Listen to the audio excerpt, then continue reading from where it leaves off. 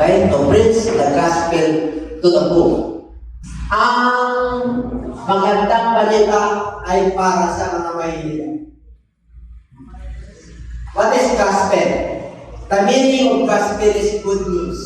Mabuting balita, good tidings, gospel.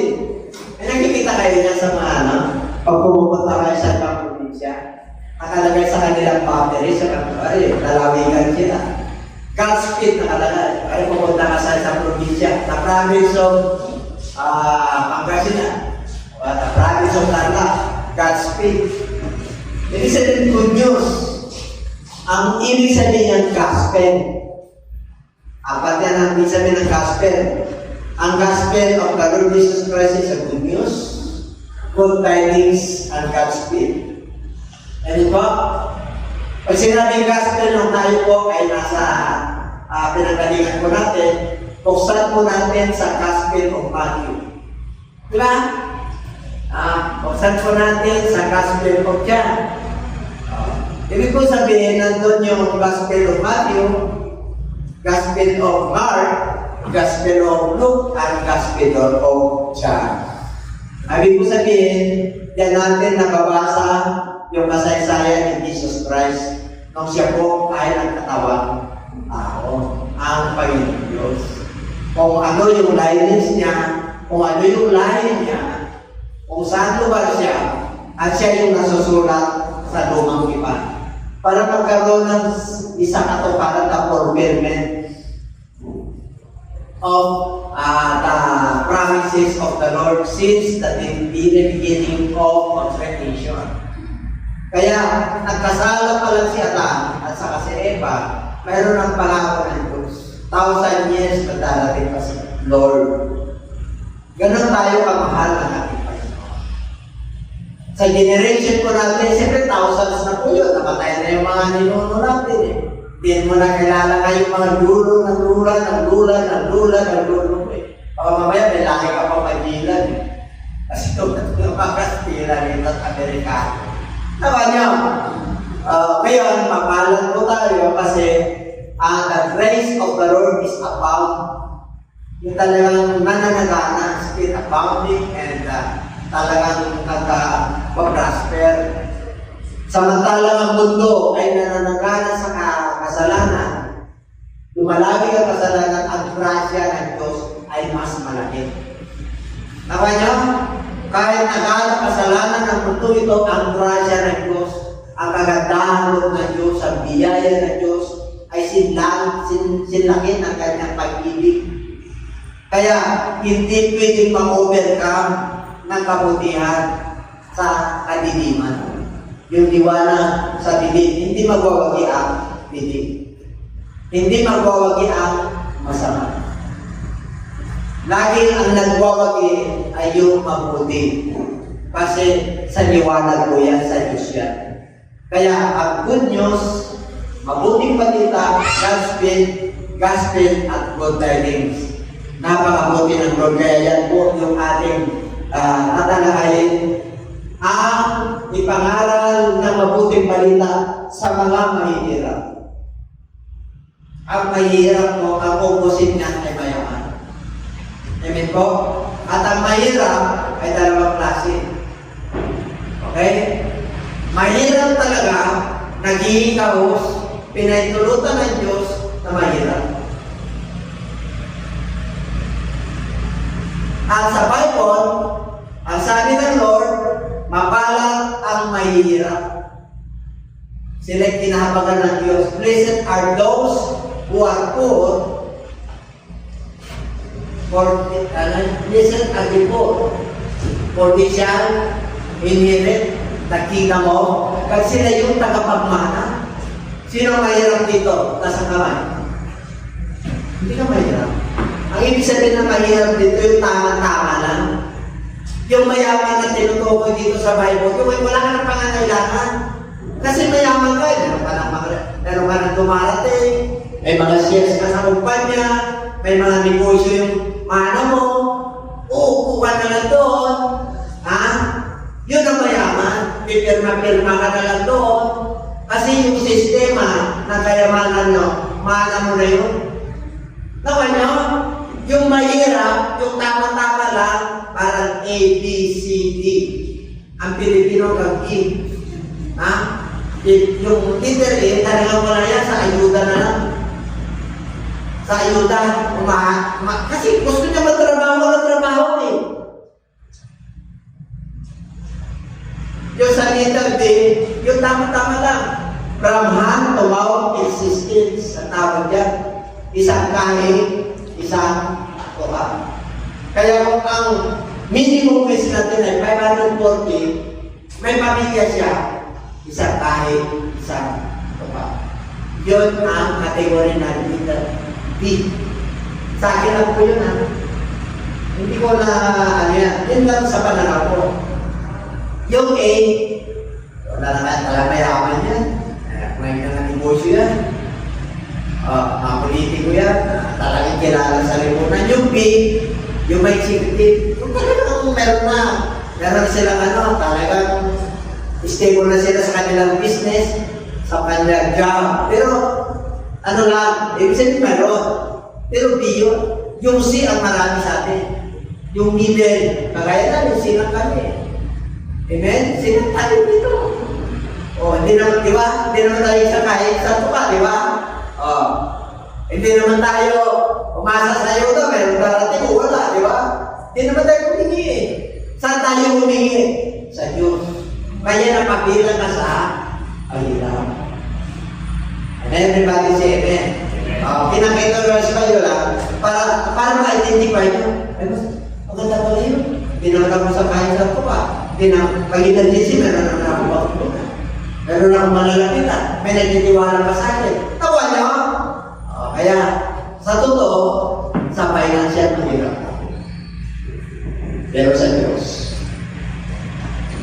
Ang mga mayaman, mahirap silang pangarihan. Diba na? Pag-aralan natin last week. Ang tawag yan, may mayaman na righteous, may mayaman na self-righteous, at may mayaman na talagang wala siyang righteousness, wala siyang murahin niya yung tao, wala. Di ba? Tawa niya? Kasi mayaman eh. Meron akong power, meron akong pera, meron akong negosyo, meron akong koneksyon. Tawa niya? Ay, ba yung yaman? Sa pananampalataya, koneksyon natin. Yung mayaman, nakahanap siya ng pagkarihan siya. Yung mahirap, pinagkarihan siya. Bakit ang tanong? Bakit yung mahirap? Pag tumating sa templo ng Diyos, parang mahirap pa rin. Ano yung sabihin? Naman niya? Pag nasa templo ka ng Diyos, dapat hindi ka malungkot. Alam niyo kung nandito lang kayo kahapon yung fasting, kaya pala ang Lord, sinasabi niya na rejoice always, and again, I said, rejoice and therefore, habang ikaw ay nabubuhay, mag-rejoice ka. Bakit? May dahilan ng Diyos.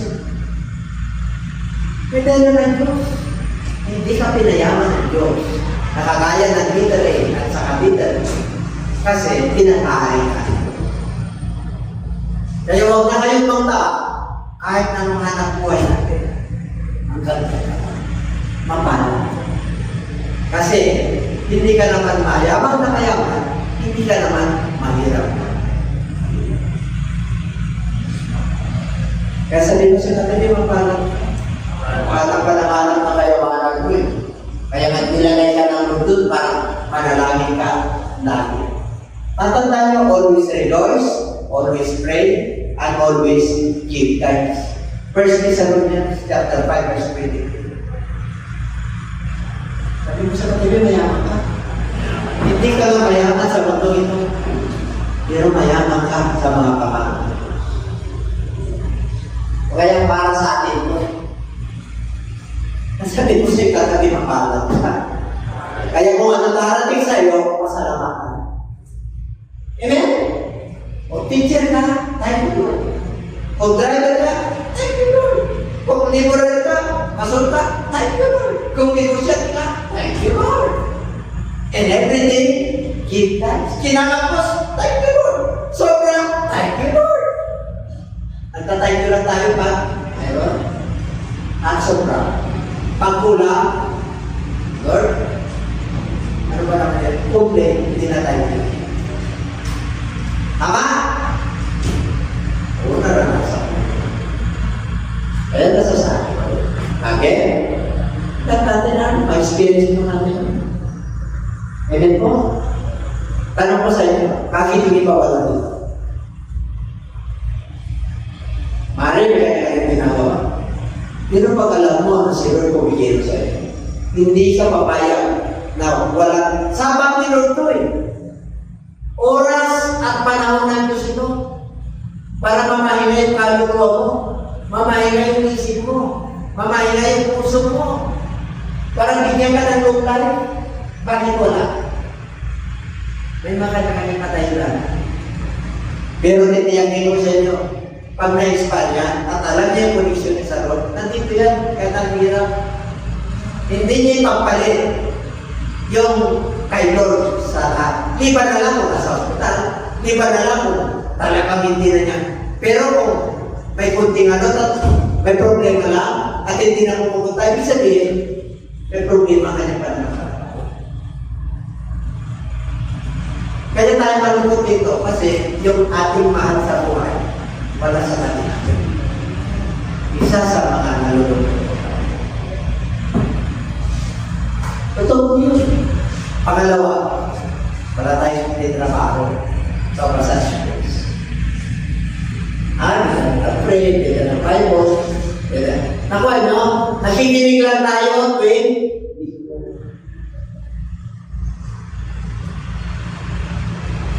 Other than that, yun ang reality ko. Eh, samantalang yung good news para sa akin. Para ka magiging rich. Eh, wala tayo talagang salita ng Diyos. Pero yung provision natin, alam natin dati. Diba? Pero yung salita ng Diyos, ginawa ka ng ganyan para may panahon ka. Nasabi, sige, bakit ganito yung buhay ko nun? Bakit parang may gusto akong visa rin ito marating? Bakit kumanak ko ganun? Bakit kumanak ko tigas ng ulo?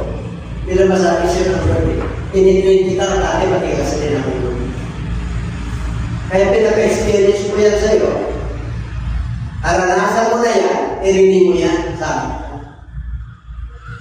Kasi naniwala ka, ginawa na tinakanak. Kaya mayaman ka na sa pangako. Hindi kayo mga problema sa mga natin. Yung pagbibigay, magiging tapat sila. Maturuan nyo sila. Kahit na nasa ibang bansa sila, ingatan sila na po. Hindi ka mga problema. Kasi, train up a child the way he should go. And when he is old, he shall not depart. Siyempre, anak mo, pag na-problema yan, problema mo. Amen po? Hindi ko sinasabi na yung mga sumusunod sa Lord, wala ng problema, hindi gano'n yun. Lalo may problema ka pag sumusunod ka sa Lord. Kasi, bakit? Pinapatibay ka ng Lord eh. Lalo mong nakikilala ang Diyos, lalo mong nagiging friend ng Lord, lalo mong nakikita yung liwanag. Kasi ito ng tungo natin. Kasi pag nag-focus ka sa mundo ito, ano to eh, sabi ng Lord, set your mind on the things that are above. Isapat din. 6 na araw, trumabaho ka na eh. Pati ba naman yung pag-pitong araw, kukunin mo ba sa mission? Paano may bibis ng Lord? Paano titibay yung pananampalataya? Hindi mo sinusunod yung pangatunan ng Diyos. Hindi ko. Lahat tayo may problema sana. Ako may problema. Wala yung sente. Pero kung nasa Lord ka, kontrolado. Bakit po? Masasabihan mo according to the word of God. Nakarating ang balon pag na-influence sa mundo ito. Na-influence sa puro. Influence ng kalit, ng ano ka. Mas magaling sa iyo. Pero kung nakasunod ka sa Lord, magpapasabit sa iyo kahit na sino ba siya.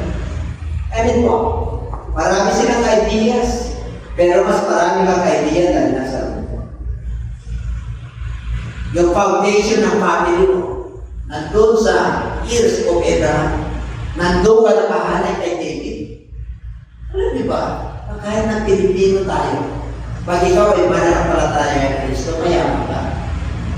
Yung lineage ni Jesus Christ ni David, nandun po tayo. Kaya pag miracle po tayo, pero mo, makasalanan yung lahi natin.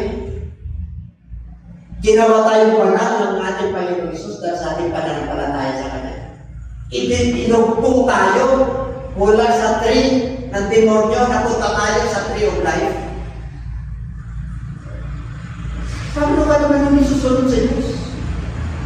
Paano ka naman hindi maglilingkod sa Diyos? Dati papunta tayo na sa hell, wala nang kaligtasan. Kaya tayo malungkot, naalala natin yung desire natin, sana yung asawa, yung anak ko na. Ako ano? Nasa isip at puso niya. Alam niyo, kahit na ganito lang tayo, masaya ako. Alam niyo kung bakit? Nararamdaman ko, nakasama natin ang Diyos eh. Dapat yan ang nararamdaman ko natin kung nasa dito tayo po. Iwanan mo yung problema mo niya. Iwanan mo yung alalahanin mo niya. Pag nandito ka sa templo, mag-worship ka para mo sa Panginoon sa iyo.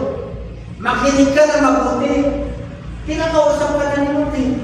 Hindi mo pinapansin. Ang pinapansin mo yung mga problema mo. Huwag mong pansinin yan. Nagpapapansin na sa iyo ng Diyos, kaya hindi na problema mo eh. Sa totoo lang, ang problema mo, hindi sa ulo, sa paa. Ang problema dumarating yan, isang beses, dalawang beses na. Pag matindihan, pag-pray mo kayo, pag-pasti ka, mawawala yan.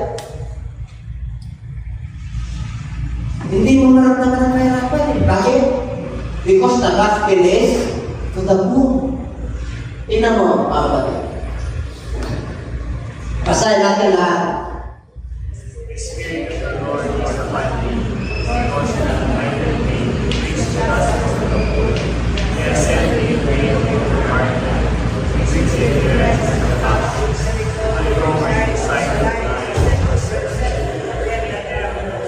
Ginamparan niya lahat yan.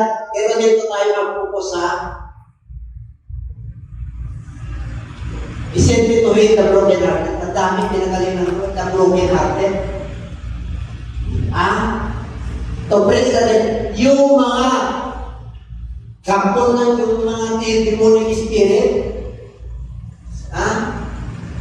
pinalaya ni Lord eh.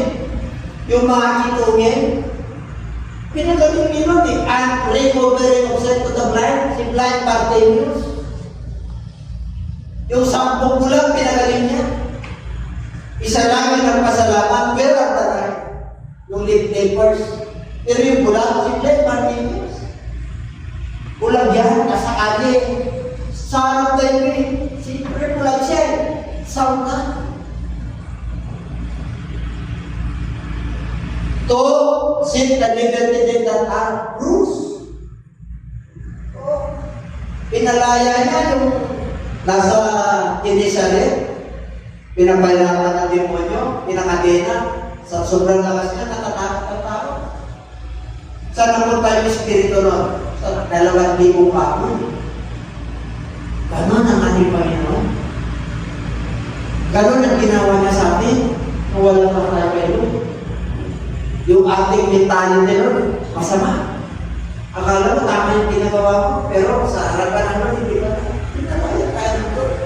Ito lang ako, 10. Tapos na yan. Alam na natin. Bibigyan tayo ngayon ng Lord ng karunungan. Sabi mo rin siya katabi, hindi ka makita. Kasi nandito ka. Pinakanal ka ni Lord. Binigyan ka ng pag-asa ng Diyos. Hindi ka mahirap. Mali sa pera sa rangka. Pero pagdating sa good news, pero kayo may sishare sa inyong kapwa. Mga kamag-anak nyo, hindi nyo lang alam, hanga sila sa inyo. Kasi, hinahanap nila yung pagkatao ng Diyos sa inyo. Amen? Bakit sa kabila ng problema, nakikiti kayo? Bakit nilang tayo tama-tama lang, nakakapag-aaral kayo? Amen? Bakit yung relationship yun, di nawawasan? Bakit po? Kasama natin ito. Tama? O, kaya huwag nyo nangangalin na maging mayaman panaklian. Di ba na lang magbibigyan ka tayo talaga ito? Tapos, ituro mo sa ministry. Tama niya?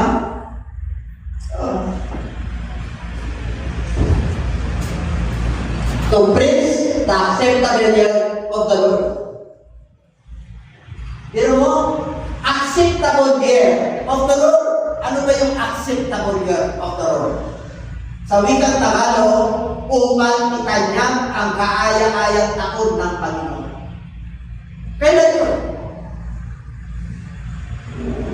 Every minute, every second, every hour, every day, every week, every month, and every year. Ano ibig sabihin? Mula nung ang ating Panginoon ay bumaba at inayag niya at tinuruan niya yung kanyang mga alagad. At nung nag-resurrect siya at nag-crucify siya, nandun yung acceptable year of the Lord. Sino gagamitin niya? Ikaw. Yung kanyang boses. Yung mensahe ng Lord ay nasa iyo. Ginawa ka niyang anak at mananampalataya. Nasa iyo yung mensahe. Tapos hindi mo ginagamit yan. Hindi mo ginagamit yung patutog sa buhay. Nakaano ka sa doon sa ginagawa mo. Grabe, talaga naman. Yung trabaho mo, walang problema ka na pag-ikihin mo yan, no problem. Ilang oras ka ba nagtatrabaho? Ilan? 8 oras. Ilang oras yung sarili mo, ginagamparan mo. Yung 8 oras na binigay na sa'yo ng sarili mo yun, i-manage mo yun. Asan yung 8 oras mo? Pagpapahinga, pagtulog.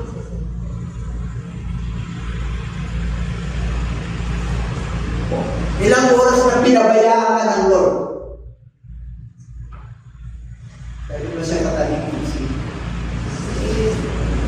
Anong ginigising sa atin ng Lord? Hindi matanapiyat ka. Yung spiritual mo, yung pananampalataya mo. Rise up and walk. Ang daming mananampalataya na Pinay. Ang daming mananampalataya na spiritual life. Ang daming mananampalataya na paralisado, hindi nakakahayo. Bakit? Kinakadina ng demonyo to. Pero masaya ka, patumayo ka. At tayo malakas ka.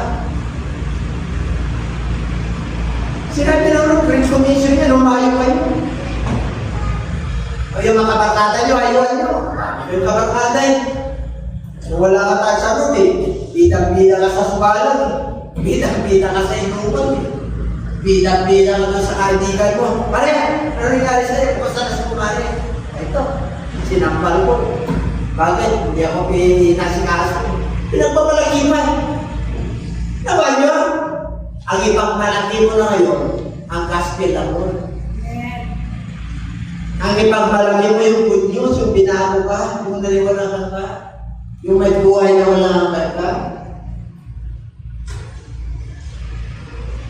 Kaya every acceptable year of the Lord, tayo po yan. Tinapos na ni Lord dyan yung mga apostolis niya. Inaalay na nila yung buhay nila 12 po yun. Lahat minanted yun. Isa lang na iwan. Sino po? Si Cynthia. At saka si James, sila nang nag-aato ng Jerusalem, yung kapatid ni Jesus Christ. Pero nakatayo din. Tinatay din. Bakit hindi namatay si John, yung gumawa ng Revelation? Yung John, First John, Second John, Third John, at sa Revelation, 4 ang libro niya. Bakit hindi siya namatay? Nasa prophecy, nung buhay si Jesus Christ, pag nangangarap si Jesus Christ, nandun lagi sa tabi niya. Nagkanilimbakan. Sabi niya, pakialam niyo kung bubuhayin mo yan. Kahit nang ginawa sa kanya, hindi mo mamatay-matay. Kaya dinala sa island doon, Patmos ang kasama niya doon, mga ahas. Walang pagkain doon. Sinasapa niya sa kumukulong labis, hindi namatay eh. Bakit? Para ma-isulan yung book of Revelation. Nandiyan yung mga 666. Kaya normal na lang ang tattoo ngayon eh. Bakit? Susunod na yung 666, normal na. Yung Vice President ka natin, pumunta pa doon sa Pugyet, nanay ano yun? Yung kilala ano, yung pagpupuk niya, yung mga,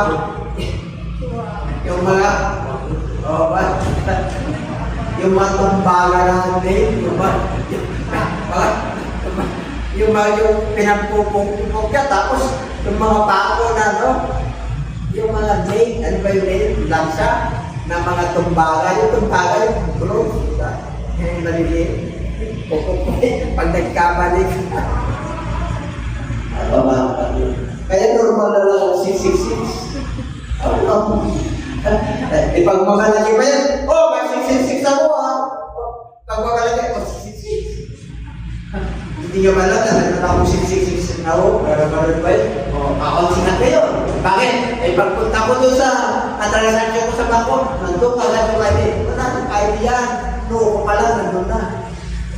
Nakita na yung sensor ko. 666 yan. Kompleto yan. Address yan, pagkataon yan, disintan yan, tubo yan. Hindi nyo ba alam kung natataka na kayo noon? Wala ka nakaligtasan. Kasi pag-aari ni Satanas. Tanong kaya mo yun? Sabi mo sa'yo ka na niya, tahan pa. Mamanda ka. Kasi pag hindi ka nakasama sa rapture, ang tawag sa book of Daniel, chapter 12. Hindi ko maalala yun. Yung 72 weeks, 3.5 years tribulation, 3.5. Yung great tribulation, great. Alam niyo yung great? Yung inaasahan nila na din doon, na big one sa buong mundo, yun yung great. Wala na tayo noon. Kasi hindi kayo sasama doon sa rapture. Isipin mo na lang, 1/4 mawawala ang mundo. Asan mo kami yun? Kasama ba Pilipinas doon? Kasama pa Japan doon? Mga kapatid, nasusulat yan. Nasa salita ng Diyos yan, hindi tayo tinatapos. Anak tayo ng Diyos, kailangan matalino ka. Sabi mo siya, matabi matalino. Kasi nakahanda ka eh. Isipin mo yung mga mananampalataya na naiwan, hindi nakasama sa rapture. Revelation chapter 13. Lahat ng tao, great or small, mahirap, mayaman, walang pinipili. Anong lahi ka? Ikaw ay tatatakan sa kanang kamay at sa noo. Bakit kanang kamay? Maliit na tips lang yun, ibabaon sa'yo. Bakit sa noo? Kasi po, rechargeable yan. Hindi na, pag nakabaon yan, wala na. Ibig sabihin, laging, pag mainit, ang temperatura mo, sing. Kaya dito, di ba, pinapulsuhan lang? Alam nyo, ang Diyos ay Diyos. Alam niya na mangyayari. Kaya ibabaw dito at ibabaw dito. Ano? Wala na yung mga ID, yung mga ID. Pwede lukuhin yan. Pwede nga yan. Pagyahin, pwede dayahin.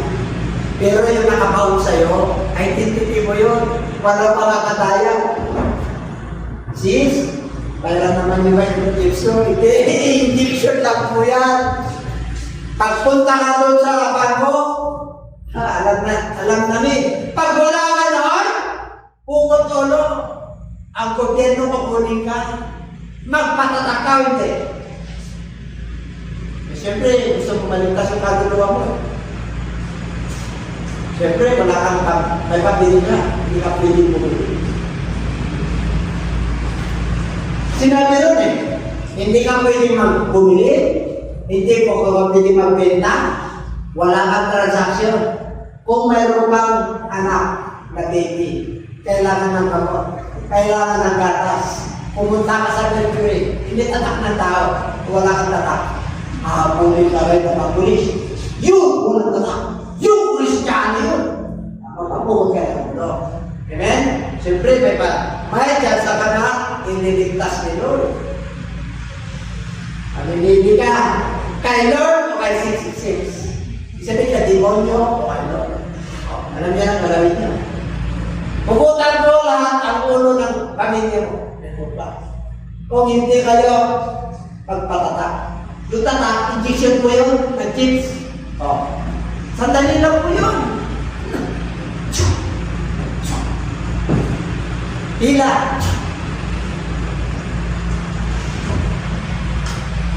Ang sarap, no?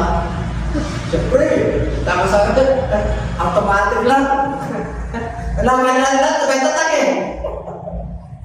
Alam niyo yung mga malalaking churches, may mga malalaking brother din ako sila. Doon sila maglalagay ng kanilang bukid, ang pagkain. Wala silang pagkalam. Basta kami dito, hindi kami magpapatakan. Pero ang gobyerno, hapunin sila, brother din nila yan ang gobyerno. Masarap yung kami na pala tayo. Wala yun. Masarap. Sumama na sarap. Sarap. Kahit na mamayang gabi, kasama ka. Ang sarap. Yun ba, bokso na doon. Bokso na. Kontrolado nila si Lord eh. Si Lord na kontrol sa lahat ng bagay. Hindi ka. Everybody say. Ano, mahirap ka ba? Hindi. Hindi na no, matapos na tayo. Pagkano mo lang ako, teka lang ako, tapos na, tinawa. Ang mga mayayaman, may matuwid na mayaman si Job. Mayaman yan. Diba? Wala kang makikita sa Bible na mabalat at mayayaman. Wala kang makikita. Pero sinabi sa bukod Job, mayroong isang mayaman. Ha? Si Job, bakit siya mayaman? Mayaman talaga. 7,000 kanyang pamilyo, 7,000 kanyang baka, o 7,000. Amen? Talagang kang strawberry ko. Ang yaman ka! Ano sabi ni yung mga anak niya na pito? Dinadalagin ko si Maria, si Magdalena, dinadalagin niya. Araw-araw yun, nag-aalay! Righteous. Natuwa ang Diyos sa kanya. Sabi ng demonyo, nag-aalay din ang tatatay niyo. Nag-aalay din ang demonyo. Dalawang nag-aalay dyan, demonyo at saka ang righteous, human. Pinagmalaki na. Pinagmalaki ng Diyos. Yung anak ko na yan, Job, matuwid yan. Matuwid yan. Subukan mo nga kung matuwid. Dami pagsubok. Nawalay ka ng kayamanan, nawalay ka ng anak.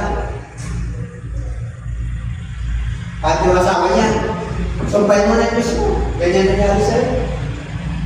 Hindi ko din mo siyo. Anong ginawa ninyo? Yung kasuotan niya na malapan, nagsuotan na. Mabuti ka na ba? Pag mabuti mo sa'yo. Pag pugsubok na, hindi ka na mabuti sa Diyos. Hindi na mabuti sa Diyos. Pinupuri niya ang Diyos. Paano na lang? Kaya Diyos, di ba? Ito yung mga chapter 19. Rich yan! Ang yaman! Panginoon, nasunod ko na yung 10 commandments eh. Nasabi naman, pero kapag isa na kulang.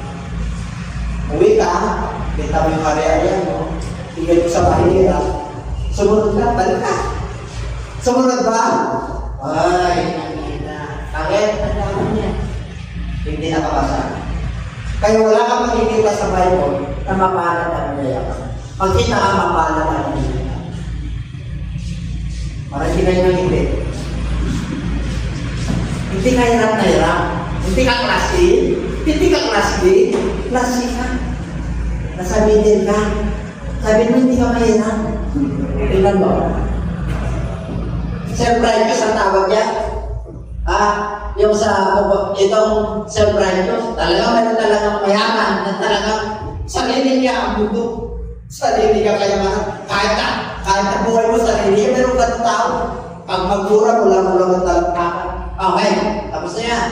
Itong revelation, meron mayaman ko. Meron mga matutuwid doon. Meron mananampalataya doon. Iglesia ko ito Tapos revelation dito yan. Alam ko ang inyong level. Sumusunod kayo. Naging matuwid kayo. Mayaman kayo. Pinagmamalaki niyo yung yaman niyo. Pero sabi niya, abang-abang kayo sa yung spiritual ka, abang-abang. Bakit? Pinagmamalaki niyo yung yaman niyo. Dapat, mayaman ka na. Ipagmamalaki mo yung kayamanan mo sa Diyos. Kaya sa bali wala kayamanan mo pag wala ang Lord sa iyo. Ito itong race na ito pasahan.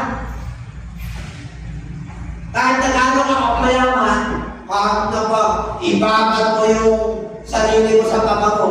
At talaga kang magubagubot, ibabad mo ng uros yung katawan mo para puti-puti mo. Wala na sa Lord. Amen? Paring-paring tayo sa harapan ng Lord.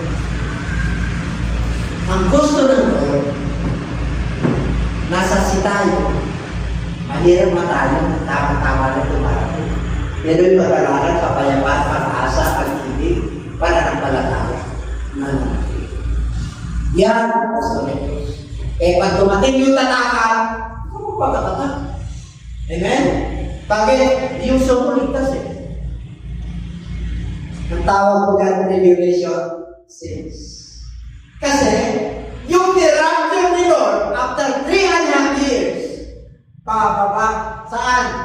Sa New Jerusalem. Nanggagaling sa langit. Ang mga sundalo ng Lord ay mga mananampalataya.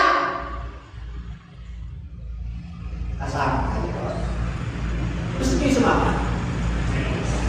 Parang pila ng pagiging. Gusto niyo sumama? Isa pa. Dito lang sa kanalaman. Kasi, totoo to! Salita ng Diyos ito. Ipinapangaral ko ang salita ng Diyos. Wala akong inililihin. Ang pagpapahalaga niya sa kanyang mga anak, nandito. Maniwanag. Kaya sabi ko sa'yo, mayaman ka ba ito? Tiritira ka pala, tiritiro ni Jesus Christ. Kahit na tama-tama lang tumarating sa'yo, ang yaman mo pala. Alam niyo, pag tinignan ko yung kalapitan,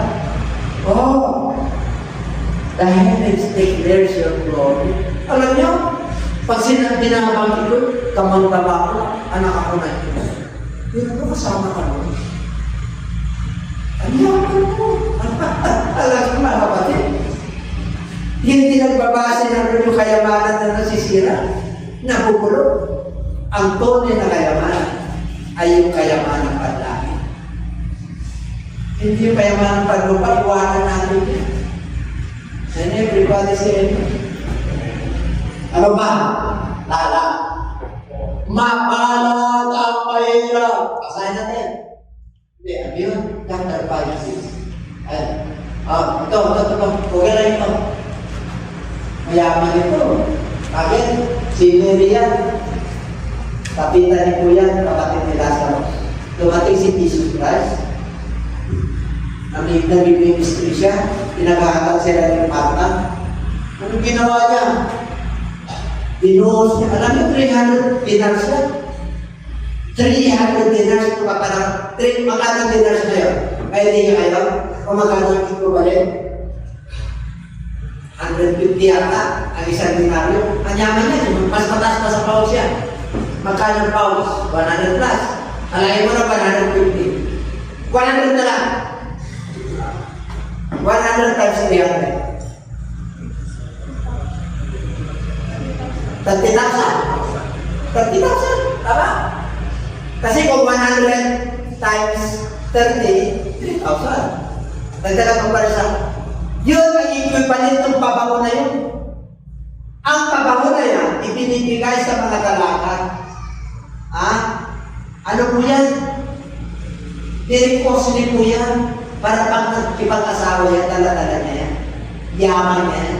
Ang ginawa niya, binuksan niya, ibinuhos kay Jesus Christ.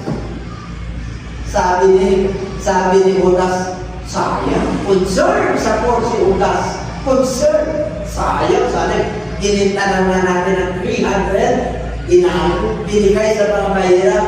Tanong, concern ba si Judas? Concern. Kailan alam niyo, si Judas, ingat yaman. Alam niyo yung ingat yaman? Treasurer. At sinabi ron, kung itutuloy yan, kumukupit. Kinukumpitan.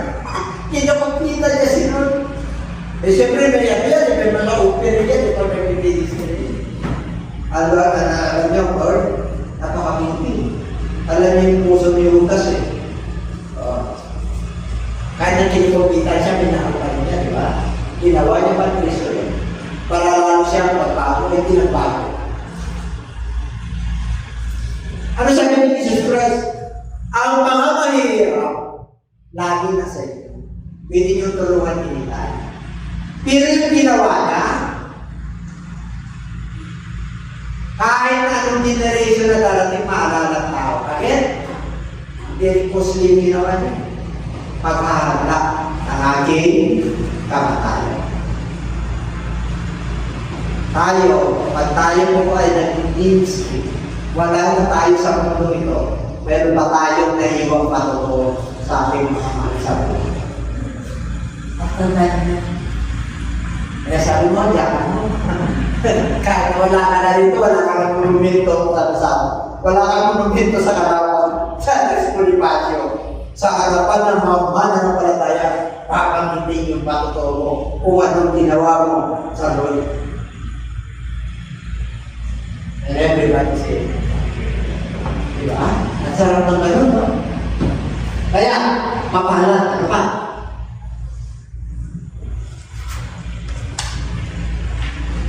Ito, sinabi ko na yung kapasa niya. Magipasa?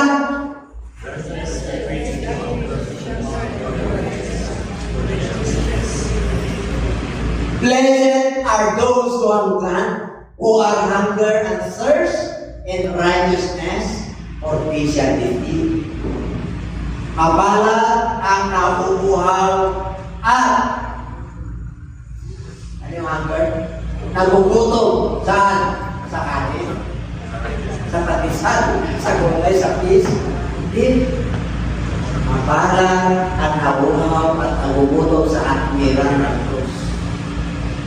Sapagkat sila ay bubusugin. Ang ibig mong sabihin, makukontento ka sa buhay mo. Tinatanggap mo kung anong nangyayari. Huwag kang mag-alala. Hindi ka bibiguin ng Diyos at hindi ka bibigyan ng Diyos ng mga problema na hindi mo kaya. Ganon ka kamahal ang ating Lord. Ganon ka pinoproteksyon ng Lord. Kaya pag hindi ka na napagkakatulong, hanapin mo na yung katwera ng Diyos. Purihin mo na siya. Amen? Ang kalaban ng tao yung stress. Hindi dahil sa mayaman ka niyan, matalino ka, walang incentive sa stress. Ang makakapagpigilan na ay yung katwera ng Diyos.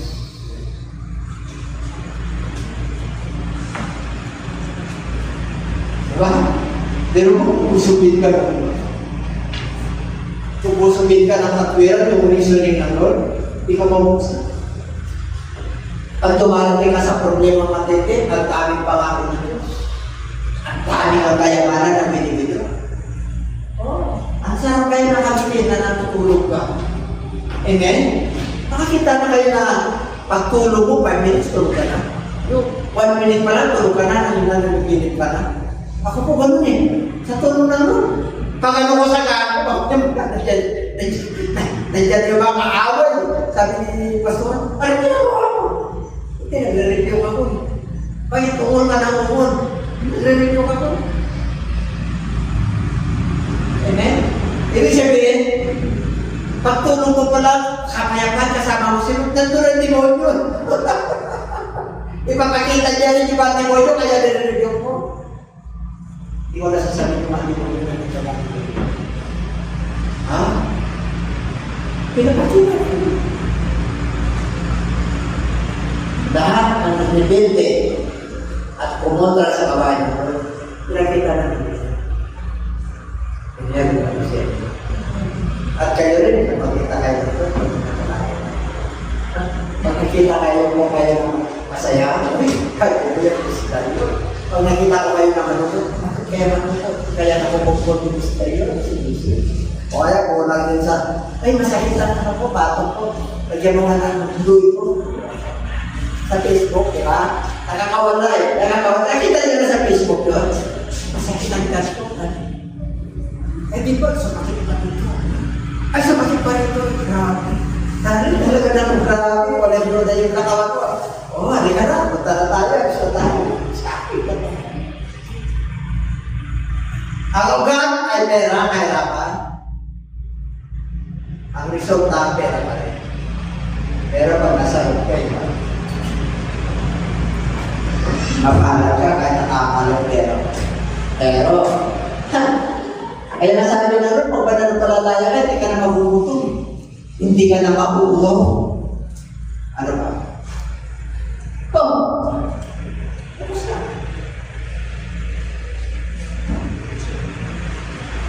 Meron kayo medyo lalagkas eh. At that God goes in the poor of this world, rich in faith, and heirs in the kingdom which He has promised to them that love Him. Lahat tayo nito klase.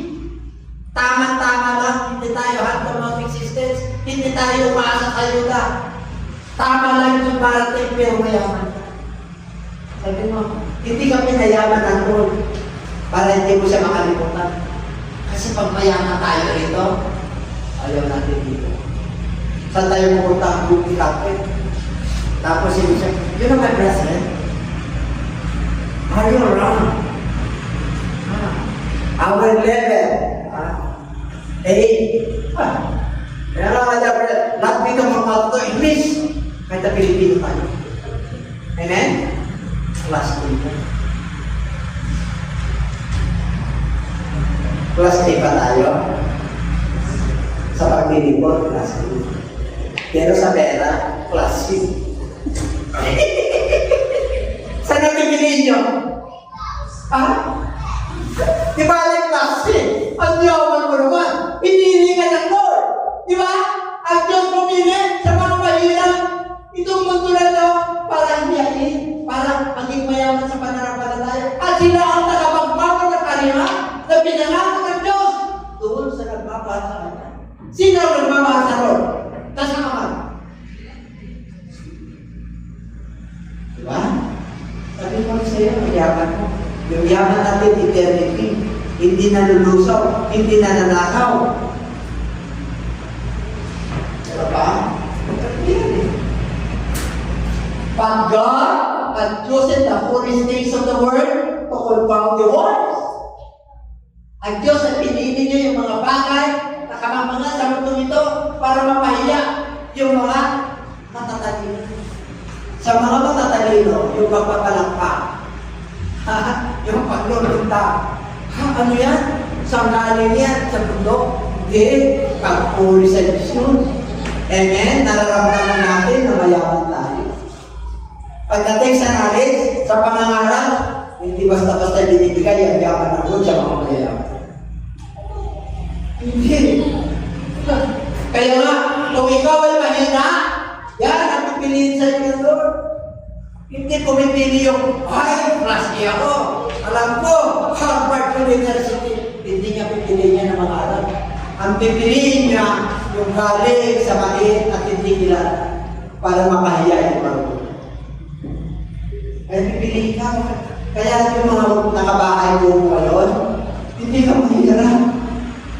Yung bahay mo na yun, 15 yun, di ba? December na. Yung bahay mo niya na yun, ang nakatira doon ay hindi kwapo. Ang nakatira mo na ng palataya. Nakain na okra, talong ng bakit, ay salamat doon. Kahit na alamang minsan, ay salamat doon. Hallelujah. Alin mo naman yung nakatira ka sa mansyon. Oh. Ang dating mo rin, ay, ang tanaw siya. Mansyon yun ha. Wala yan lang nakatira to, baka mamaya may tubig man nasasalubong sa akin. Puro camera. Hindi ba kayo? Ang sarap pa yan, di ba? Bahay buo, nandun si Lord, nandun si Joseph, nandun si Mary, nandun yung angin, nandun yung mga pantas. Amen? Ako mga kapatid. Hindi ka mahina. Sabi mo sa katabi, hindi ka mahina. Para makapahiya yung mga vitamina. Problema yan. Vitamina, disiplina ng mga bata. Ako makabalik tayo sa akin. Hindi rin mananampalataya. O parang ang sabi ko isa lang. Hindi pa rin siya. Pero pa, wala na. Ayaw na.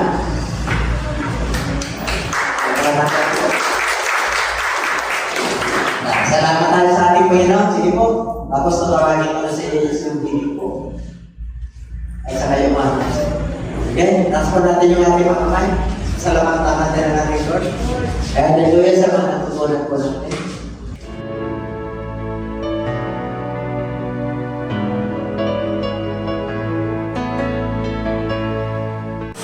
Magandang gabi po sa inyong lahat, sa lahat po na aming mga viewers at taga-subaybay po ng ating programa dito po sa JCLGAA. Maraming salamat po sa walang sawa ninyong pagsubaybay sa ating programa na napapanood po natin tuwing Friday and Sunday po sa ganap na ikapito at ikawalo ng gabi. Naway patuloy po tayo sa suporta sa gawain ng Panginoon at patuloy po natin ipag-pray na ang pagpapala po ng Diyos ay patuloy na lalaganap po, lalo na po ang pagpalaganap sa mabuting balita ng kaligtasan.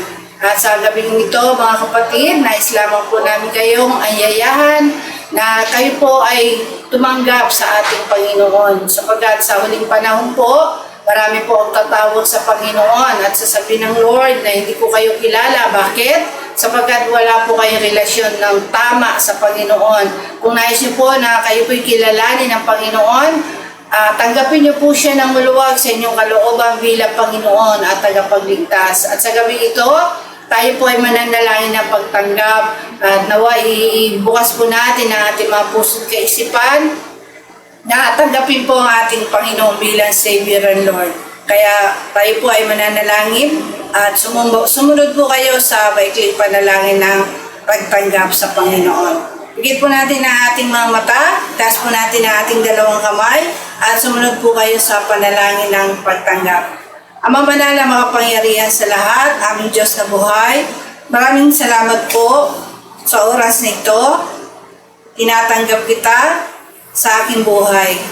Patawarin mo po ako sa lahat ng aking pagkakasala na nagawa laban sa iyong harapan.